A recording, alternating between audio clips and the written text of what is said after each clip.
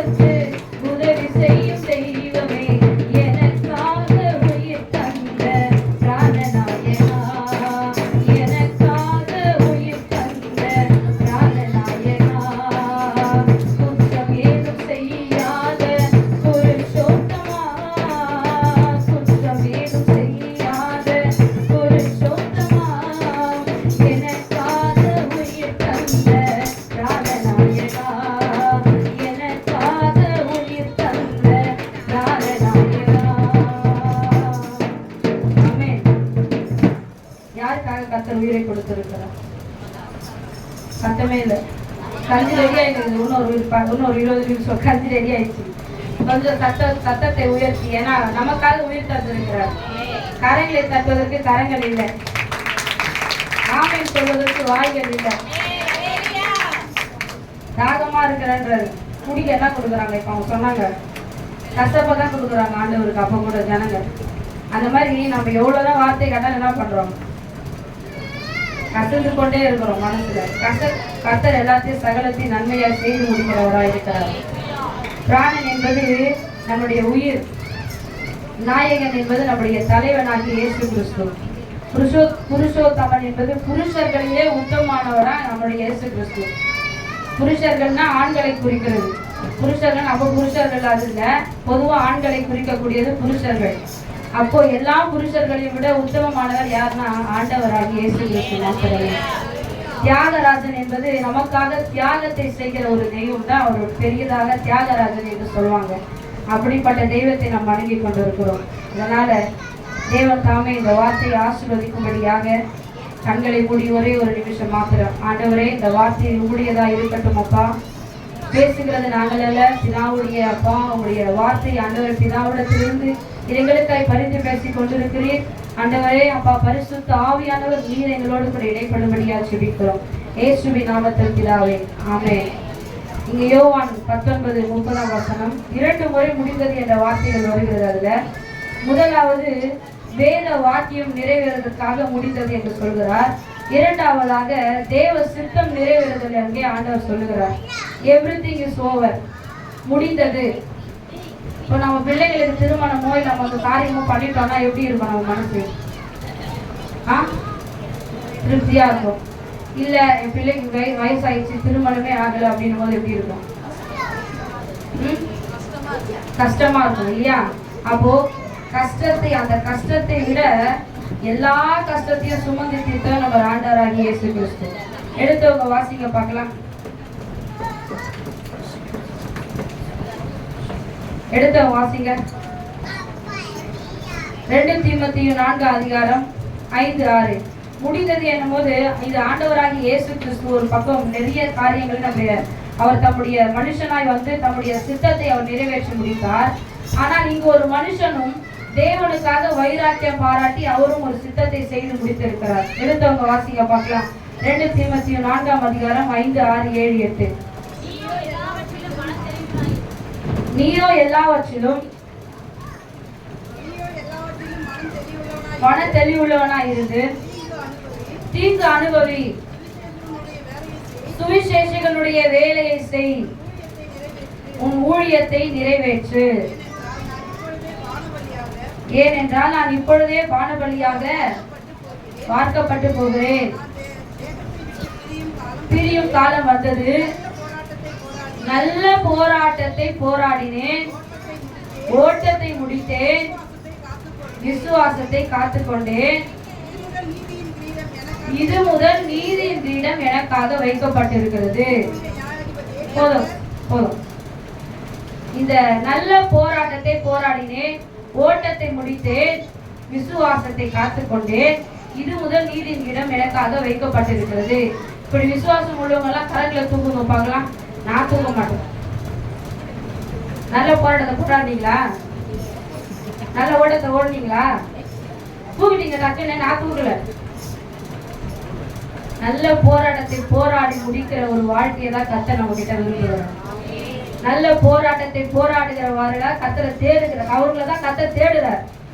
ஓட்டத்தை முடிக்கணும். எப்படி முடிக்கணும்? எப்படி முடிக்கணும்? ஓட்டத்தை சாட்சியாக முடிக்கணும். விசுவாசத்தை காத்து கொள்ளணுமா? எடுத்தவங்க வாசிங்க பார்க்கலாம். பவுல் நல்ல போராட்டத்தை போராடினது போல நாமும் நமக்கு நியமிக்கப்பட்டிருக்கிற ஓட்டத்திலே தேவ சித்தம் செய்து அதை நிறைவேற்றுகிறவர்களாக இருக்க வேண்டும். பவுல் எப்படிப்பட்டவரா இருந்தார்? உங்களுடைய கிளான்ஸுக்காக அப்போஸ்தலர் 9ஆம் அதிகாரத்துல முதல்ல சவுலா இருக்கிறாரு, ஆண்டவர் வர பவுலா மாத்துறாரு. எப்படிப்பட்டவரா இருக்காரு?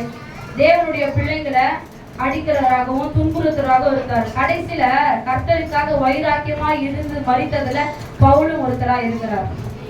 இப்படிப்பட்ட வாழ்க்கையிலிருந்து வந்தவர் தான் பவுல். அப்போ அவர் கர்த்தருக்காக நல்ல போராட்டத்தை போராடி முடித்தவரா இருக்கிறார். ஆனா இங்க எஸ்தர் 0. நான் நல்ல போராட்டத்தை இன்னும் போராடி கொண்டேன், ஆனா முயற்சி செய்கிறேன், போராட முடியல. நம்ம காலையில வரும்போது எனக்கு வீசிங் மாதிரி வந்துச்சு. காலையில வரும்போது உடனே என் பேக்ல பம்ப் எடுத்து வச்சுட்டு ஒரு அந்த இழுக்கிறதான அந்த இது எடுத்து வச்சுட்டு வந்துட்டேன். போராட்டத்தை பத்தி பேசும்போது போராட்டம் வருமா வராதா? கண்டிப்பா வரும். அப்ப நல்ல போராட்டத்தை என்ன பண்ணணும்? போராடணும். அப்ப பிசாசு தான் அந்த இடத்துல வெட்கப்பட்டு போகிறவனா இருக்கிறான். நம்ம சொல்லணும், என்னை பலப்படுத்துகிற கிறிஸ்துவினாலே எல்லாவற்றையும் செய்ய எனக்கு பலன் உண்டு. கவனிங்க, நல்ல போராட்டம் என்பது ஒரு கிறிஸ்துவனாக வாழ்வது அல்ல. கிறிஸ்துவனாக எப்படி வாழணும்? சபைக்கு வருதல், ஞாயிற்றுக்கிழமை மட்டும் சபைக்கு வருதல், திரும்பவும் அடுத்த ஞாயிற்றுக்கிழமை மாத்திரம் நாங்கள் சபைக்கு வருகிற தேவ பிள்ளைகளா இருக்கிறோம். அப்படி போராடக்கூடாது. நமக்கு கொடுக்கப்பட்ட காலத்துல நம்ம வீட்டில் இருக்கும் பொழுதோ மற்ற நேரங்களிலோ கர்த்தருக்காக சுவிசேஷத்தை முதலாவது அறிவிக்க வேண்டும். அதுதான் நம்ம துவங்குற நல்ல போராட்டம். எடுத்தவங்க வாசிங்க பார்க்கலாம். நான் எவைகளை செய்து முடிக்க வேண்டும் என்று கர்த்தர் விரும்புகிறார். மத்தேயு 28ஆம் அதிகாரம் 18, 19 வசனத்தை மாத்திரம் யாராவது ஒருத்தர் சத்தமா வாசிங்க.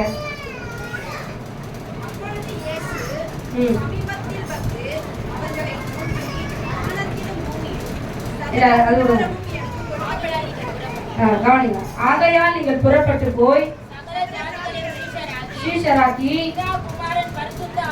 பிதா குமாரன் பரிசுத்த ஆவியினாலே அவர்களுக்கு ஞானஸ்தானம் கொடுத்து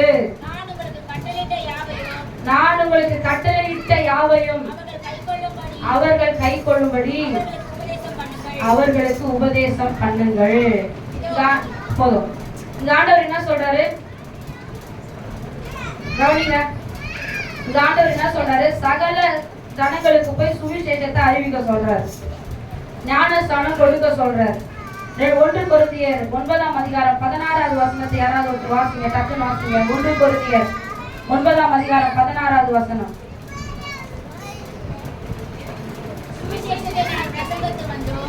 சுவிசேஷத்தை நான் பிரசங்கித்து வந்தோம், மேன்மை பாராட்ட எனக்கு இடம் இல்லை, அது என் மேல் விழுந்த கடமை. இப்ப சொல்லுங்க, சுவிசேஷத்தை பிரசங்கிக்கிறது யாரோட கடமை? சொல்லுங்க, சுவிசேஷத்தை பிரசங்கிப்பது என் மேல் விழுந்த கடமை. யார் மேல் விழுந்த கடமை? பாஸ்டர் மேல் விழுந்த கடமையா? இல்ல, எல்லார் மேல விழுந்த கடமை சுவிசேஷத்தை பிரசங்கிக்கணும். முதலாவது நீங்க ரட்சிக்கப்பட்டீங்கன்னா நீங்க எதனால ரட்சிக்கப்பட்டீங்க என்பதை இன்னொரு நபருக்கு உங்கள் சாட்சியை சொல்லி ஆண்டவருடைய அன்பை அவங்களுக்கு வெளிப்படுத்தணும். சுவிசேஷத்தை நீங்கள் முதலாவது பிரசங்கிக்க வேண்டும். அடுத்தது, எப்படியெல்லாம் நம்மளை ஆண்டவர் பிரதிபலிக்க விரும்புகிறார் தெரியுமா? கவனிங்க. பரிசுத்தத்தை காத்து கொள்ளணும். முதலாவது சுவிசேஷத்தை பிரசங்கிக்கணும். கர்த்தருடைய கட்டளைகளின்படி நம்ம நடக்க வேண்டும். ஏசாயா 58:13, யாத்திராகமம் 20:6 மட்டும் வாசிக்கிறேன். சீக்கிரம் யாத்திராகமம் 20:6. பசங்களை கொஞ்சம் தயவு செஞ்சு உட்கார வைங்க. நம்ம சபையில தான் இந்த மாதிரி எல்லாம் நடக்குது உண்மையாவே. அதுதான் நான் போன வாரம் சாம நல்லா அடிச்சுட்டேன் போட்டு.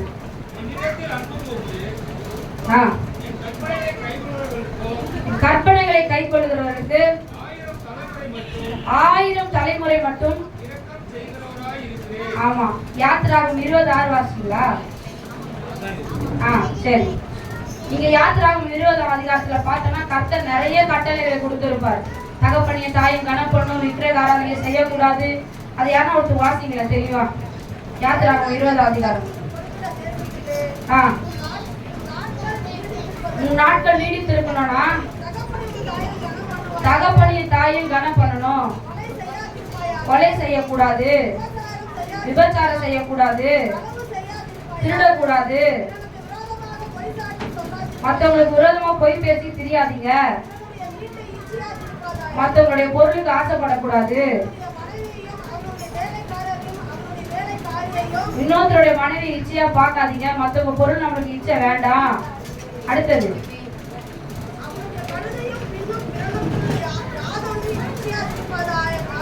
எதையுமே இச்சிக்காதீங்கன்னு சொல்லிட்டு ஆண்டவர் சொல்லுவாரு, என்னிடத்தில் அன்பு கூர்ந்து என் கற்பனைகளை கை கொள்ளுகிறவருக்கு 1000 தலைமுறை மட்டும் இறக்க செய்கிறவரா இருக்கிறார்.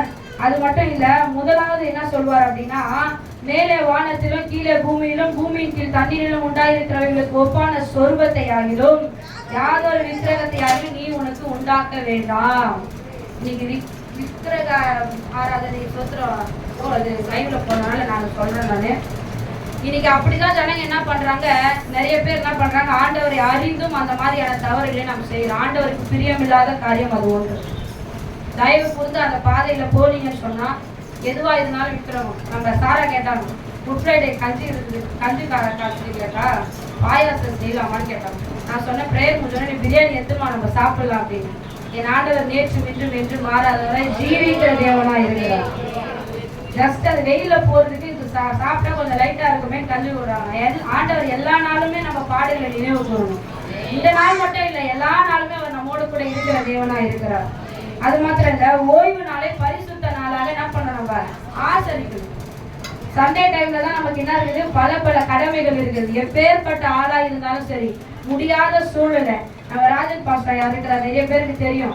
அவங்க அப்பா இறந்த பொழுது அவர் அந்த அப்பாவை அவங்க வீட்டிலேயே அவர் படுக்க வச்சுட்டு சர்வீஸ்க்கு என்ன பண்ணிட்டாரு, ஞாயிற்றுக்கிழமை சர்வீஸுக்கு போயிட்டார். நான் தான் கண்டிப்பா செய்ய மாட்டோம். அந்த மாதிரி ஒரு வைராக்கியம் நமக்கு வேணும்.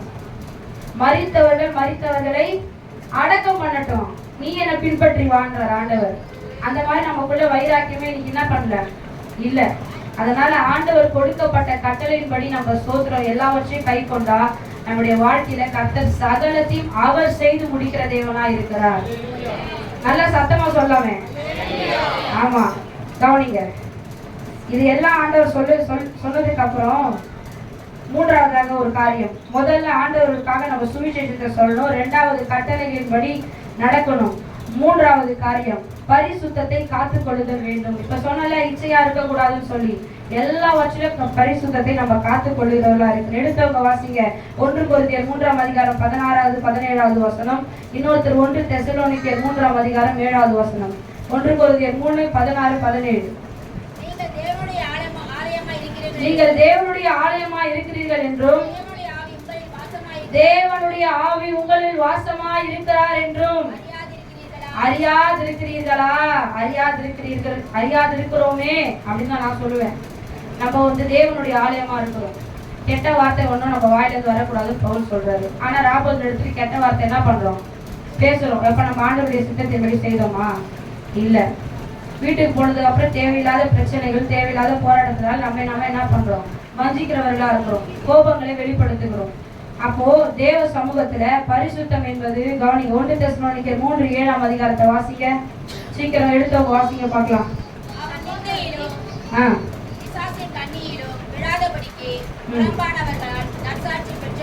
அதுவா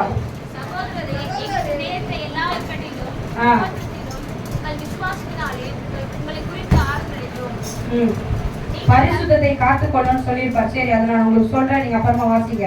எபேசியர் 6ஆம் அதிகாரம் 8வது வசனத்துல இருந்து 15வது வசனம் வரை நீங்க படிக்காதீங்க, நான் சொல்லிடுறேன். எப்படியெல்லாம் பிசாசுக்கு நம்ம எதிர்த்து நிற்கணும் அப்படின்னு சொல்லி ஆண்டவர் போட்டு இருப்பாரு. போராட்டம் வரும்போது, பிரச்சனை வரும்போது, பாஸ்டர் எங்களுக்காக ஜெபம் பண்ணுங்க, சிஸ்டர் எங்களுக்காக ஜெபம் பண்ணுங்க பொழுது நம்ம மற்றவர்களை ஜெபம் பண்ண சொல்லுகிறோமே தவிர அந்த பிசாசுக்கு எதிர்த்து நிற்க திராணி உள்ளவர்களாய் நம்ம தேவ சமூகத்துல எப்படிப்பட்ட ஆவியை பெற்றிருக்கிறோம்.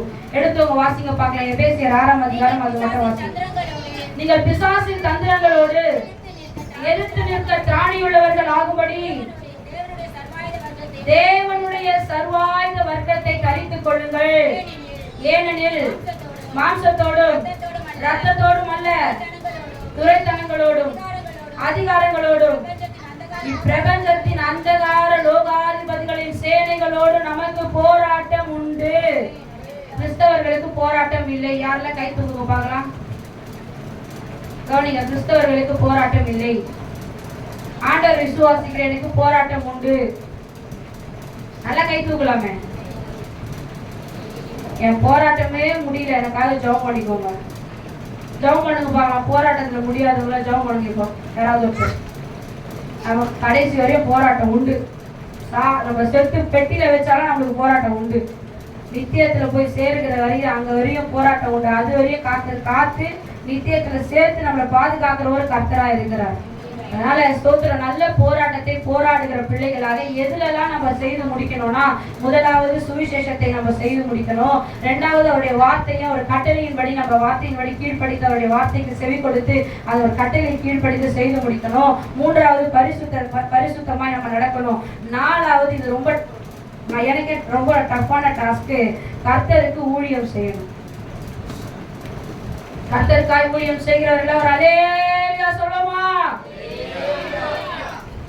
நாளைக்கு ஊழியத்துக்கு வரப்போகிறவர்கள் ஒரு அல்லேலூயா சொல்லுமா?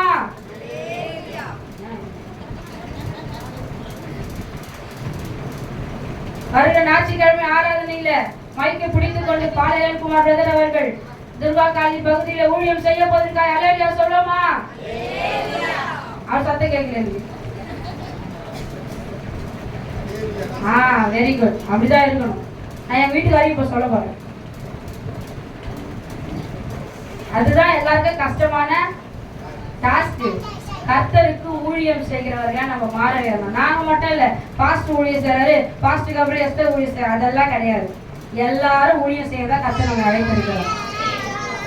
எல்லாரும் ஊழியம் செய்யணும். எடுத்தவங்க வாசிங்க பார்க்கலாம். ரோமர் 12ஆம் அதிகாரம் 12, 11, 13, 14 அதிகாரம். சீக்கிரம் கேள்வி கேட்பேன். யாரை வேணா இப்ப கேள்வி கேட்பேன். நான் எடுத்ததுல இருந்து எத்தனை பாயிண்ட் எடுத்தேன் யாரா அந்த பதில் சொல்றவங்களுக்கு எழுதினு வந்துடலாமா?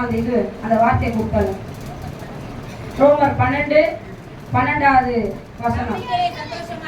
நம்பிக்கையில சந்தோஷமா இருங்க, உபத்திரத்துல பொறுமையா இருங்களேன், ஜபத்துல ஒருத்தர் உறுதியா தரித்திருங்க. அப்படியே படிங்க. 11ல இருந்து படிங்க. அசதியா இராமல் ஜாக்கிரதையா இருங்கள், ஆவியில் அனலா இருங்க. கர்த்தருக்கு நான் சொல்லப்பா வசனம் சொல்லுது. இப்ப என்ன சொல்லணும் எல்லாரும்?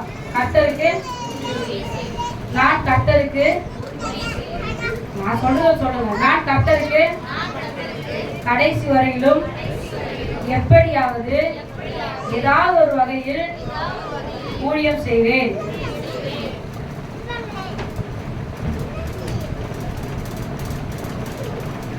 குறித்து எடுக்கலாமா? அது என்னது? தீர்மானம் எடுக்கலாமா? கை எடுத்து பார்க்கலாம். அவர் கை சீனார், அதனால சொல்றேன். உறுதிமொழி எடுக்கலாம்.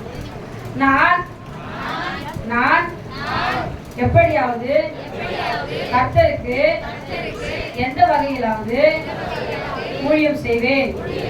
இது என் மேல் கொடுக்கப்பட்ட கடமையா இருக்கிறது. செய்வீர்களா? செய்வீர்களா? 23ஆம் தேதி செய்ய போயிட்டு கவனிங்க. நாலாவதாக கர்த்தருக்கு ஊழியம் செய்யணும். 5வதாக இவைகளை கை கொண்டு நடக்க வேண்டும். இதெல்லாம் கை கொண்டு நடக்கிறது ரொம்ப கஷ்டம். வார்த்தையில, நடக்கையில, அன்புல, ஆவியில, விசுவாசத்துல, கற்புல விசுவாசிகளுக்கு மாதிரியா இருக்கணும், ஒரு மாதிரியாய் இருக்கக்கூடாது. நான் நிறைய விஷயங்கள் இப்ப பேச ஆரம்பிச்சேன்னா நிறைய பேருக்கு நான் பேசுறதே பிடிக்க மாட்டேன். அப்பதான் ஆவியாளர் என்னை உணர்த்தினார், ஆவியில பலப்பட்டு மாம்சத்துல பலப்படும். நீ ஆவியில பலப்பட்டினா மாம்சத்துல இருக்கிறவங்க உன்னை வெறுப்பாங்க, நீ ஆவியில பலப்பட்டனா உனக்குள்ள ஆவியில இருக்கிறவங்க பலப்படுவாங்க ஆண்டவர். அப்போ ஆண்டவர் என்ன சொல்றாரு, பைத்தியமானவர்களை எதுக்காக தெரிந்து கொண்டாரு? ஞானிகளை வெட்கப்படுத்தும்படி ஆண்டவர் நம்ம என்ன பண்ணாரு, தெரிந்து கொண்டார். அப்போ இன்னைக்கு நம்ம பேசுறது ஒரு வேலை மற்றவங்களுக்கு கடினமா இருக்கலாம், ஆனா நாளைக்கு இந்த வார்த்தையை சொல்லாம விட்டா யாருக்கு ஐயோ? எனக்கு ஐயோ. சொல்லாம போறாங்க பாத்தீங்களா, அவங்களுக்கு ஐயோ. கவனிங்க, இவைகளை கை கொண்டு நடத்தி முடிக்க வேண்டும். கவனிங்க, எபிரேயர் 11 அதிகாரம் 25, 26, 27. சீக்கிரம் வாசிங்க. எபிரேயர் 11 அதிகாரம் 25, 26, 27. அனித்தியமான பாவ சந்தோஷங்களை அனுபவிப்பதை பார்க்கிலும் தேவனோடு ஜனங்களோட துன்பத்தை அனுபவிக்கணுங்க. துன்பத்தை அனுபவிக்கும் போது ஆண்டவர் மோட்சத்தை தருகிறார். நான் எங்க அம்மா கிட்ட ஒரே ஒரு வார்த்தை நீ கேட்டேன், ஆனா நான் மன்னிப்பு கேட்டேன். எதுக்குமா என்னை இவ்வளவு வியாதியோட பெற்ற? பிறந்ததுல இருந்து இது வரையும் எப்ப பார்த்தாலும் ஒரு வியாதி வியாதி வியாதி வியாதி தான். பிறந்ததுல இருந்து எனக்கு என்ன ஜுரம் வந்துச்சுமா, டைஃபாய்டு, மஞ்சா காமல, எலி ஜுரம் இல்லையா, எல்லா ஜுரமும் வந்துச்சு, சிக்கன் குனியா எல்லாமே வந்துச்சு. ஆண்டவர் திருவிழா கொரோனா வரல, எல்லாம் வந்துச்சு. அதுக்கப்புறம் நிறைய ஆப்ரேஷன் நடந்தது, அதெல்லாம் ஒரு பக்கம் இருந்தாலும் இன்னைக்கும் சொல்றேன், ஆண்டவர் சாட்சியா நிறுத்தி கொண்டு இருக்கிறார். இப்போ போறாங்க, உடம்பு சரியில்லைன்னு ஹாஸ்பிட்டலுக்கு போறாங்க, ஜுரம், மறுநாள் பார்த்தா இல்லை, மறிச்சு போயிடுறாங்க. ஆனா தேவ சித்தத்தின்படி செய்கிற தேவ பிள்ளைகளுடைய வாழ்க்கையில கர்த்தர் சகலத்தையும் நன்மையாய் செய்து முடிக்கிற தேவனாய் நம்மோடு கூட இருக்கிறவராய் இருக்கிறார்.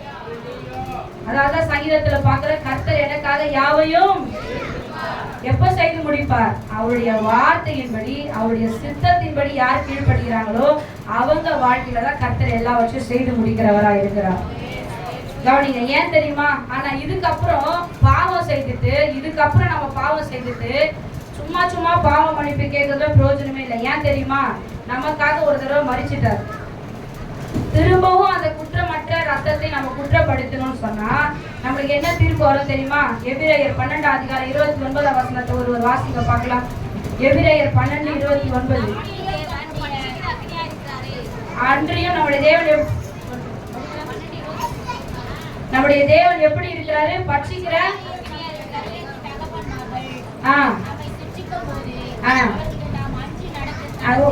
ஒரே விஷயம், பட்சிக்கிற அக்கினியா இருக்கிறார். நம்முடைய தேவன் எப்படி இருக்கிறாரு? இப்ப ஆண்டவர் அன்போடு வருவாரு, நம்மள அரவணைத்துட்டு போவாருன்னா தயவு செஞ்சு நம்ம கனவே காண கூடாது. ஏன்னா நம்ம ஆண்டவர் எப்படி வர போறாருன்னா நீதியுள்ள நியாயாதிபதியாய் வர போறார். அதுதான் சொல்றாங்க. இப்ப உங்களுக்கு 2 அடினா நான் அடி அப்பப்பா சொல்லுவேன், பேசுற எங்களுக்கு எத்தனை அடி? 4 அடி. நாங்க அந்த போராட்டத்துல வந்தாதான் உங்களுக்கு நான் சாட்சியா நிக்க முடியும். நான் அந்த போராட்டத்தை அனுபவிக்கிறேன்னா உங்களுக்கு நான் சாட்சி சொன்னா ஏத்துப்பீங்களா? என்ன ஏத்துப்பீங்களா? சாட்சியே இல்லாம வந்து நானு ஆண்டவர் உங்களை நேசிக்கிறார், ஆண்டவர் உங்களை ஆசீர்வதிப்பார், ஆண்டவர் உங்களை பாதுகாப்பார்னு சொன்னா இதுக்கே சாட்சி இல்லை. இது வந்து என்ன எனக்கு சாட்சி சொல்லுது? சொல்லுவோமா சொல்ல மாட்டோமா? கர்த்தர் நம்மை சாட்சியா அழைத்திருக்கிறார். கர்த்தர் நமக்கு போராட்டத்தை கொடுக்குறாருன்னா கர்த்தர் உங்களை ஏதோ ஒரு பெரிய தீர்மானத்துக்காக வைத்திருக்கிறார் என்பதை தயவு செய்து நினைத்துக் கொள்ளுங்கள். போராட்டம் வரும்போது தயவு செஞ்சு மனசோர்வு அடையாதீங்க, மன கசப்பு அடையாதீங்க. ஆண்டவர் எல்லாம் நம்மளுடைய ஸ்தோத்திரம் நியமிப்பது எல்லாமே வந்து நன்மைக்காகவே. ஆனால் ஒரு விசுவாசம் நமக்கு இருக்கணும், கர்த்தர் எனக்காக யாவையும் செய்து முடிக்கிற தேவனா இருக்கிறார். அவர் சகலத்தையும் சிலுவையில செய்து முடித்த தேவனா இருக்கிறார். இன்னொரு முக்கியமான குறிப்பு, குட் ஃப்ரைடே அப்ப நம்ம எல்லாத்தையும் தெரிஞ்சுக்கிறோம், செய்து முடிப்பா, தாகமா இருக்கிறேன், எல்லாமே இருக்கிறேன். ஆனா ஒரு முக்கியமான காரியத்தை இப்ப நம்ம தெரிஞ்சுக்கிறோம். இயேசு கிறிஸ்து எருசலேம் வீதி வழியாக நடந்து வரும் பொழுது எத்தனை முறை தடுமாறி விழுந்தார்? Option A. அடி கொடுக்கலாமா? பாஸ்டமா கை தட்டுங்க எல்லாரும். சரி, அப்படியா? சரி, சொன்னவங்களுக்கு கை தட்டலாம். அவருடைய முதுகில் ஏறத்தாழ எத்தனை காயங்கள் ஏற்பட்டிருந்தது?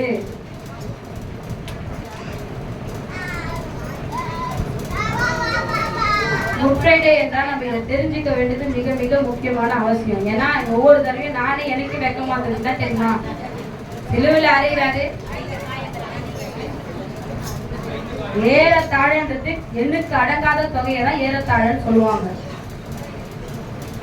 5480 அடிகளை கர்த்தர் நமக்காக ஏறத்தாழ அந்த காயங்கள் அவர் உடம்புல ஏற்பட்டு இருந்தது.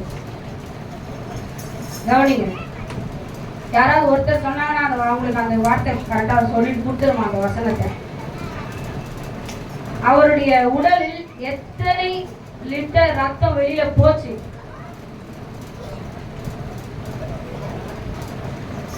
சொல்லிடுங்க. பாஸ்டம்மா கை தட்டணும். 6 லிட்டர் ரத்தம் வெளியில போச்சு. அவங்களுக்கு அந்த வசனத்தை குத்துருமா சாரா? ஃபைல் அந்த எழுதிக்காங்க குத்துருமா? இப்பயே குத்துரு. அந்த ஃபைல் அந்த வசனம், அந்த ஒரு வசனத்தை எடுத்து குத்துறணும். எத்தனை மணி நேரம் ஆண்டவர் தண்ணி குடிக்காம அவதிப்பட்டார் சிலுவையினுடைய பாடுகளில்?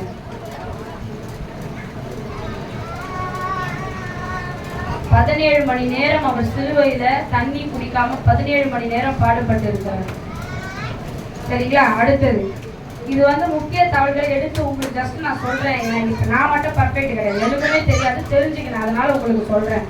அடுத்ததாக, எத்தனை கிலோ இருந்தது அந்த சிலுவை? ஞாபக சிஸ்டர் கூப்பிட்டு கை கரங்களை தட்டு. எஃப்சி சிஸ்டர் சொன்னீங்களா? சரி.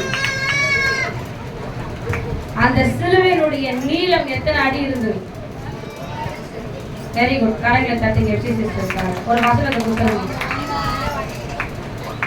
இயேசுவை பற்றி அவருடைய உயரம் என்ன அப்படின்னு கேட்குறாங்க. எத்தனை அடி இருந்திருப்பார் ஆண்டவர்? சரி, அப்படி வேணாம், எல்லாரும் பாவம் என்னறாங்க. Option A 4, option B 5, option C 6. இல்ல 5ன்னு சொல்றோம், டைப் பண்ணி போகலாம்.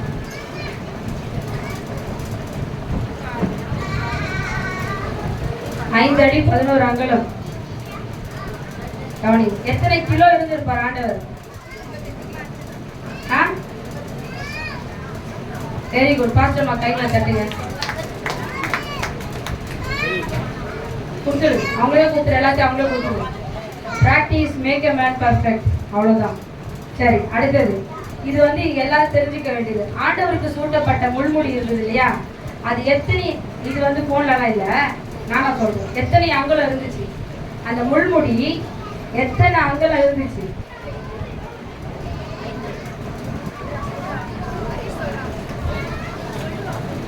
எவ்வளவு பெரிய முள்முடி அவர் சூட்டிருக்காரு? நீங்க கேள்வி கேட்கறவங்கள அப்படி இல்ல.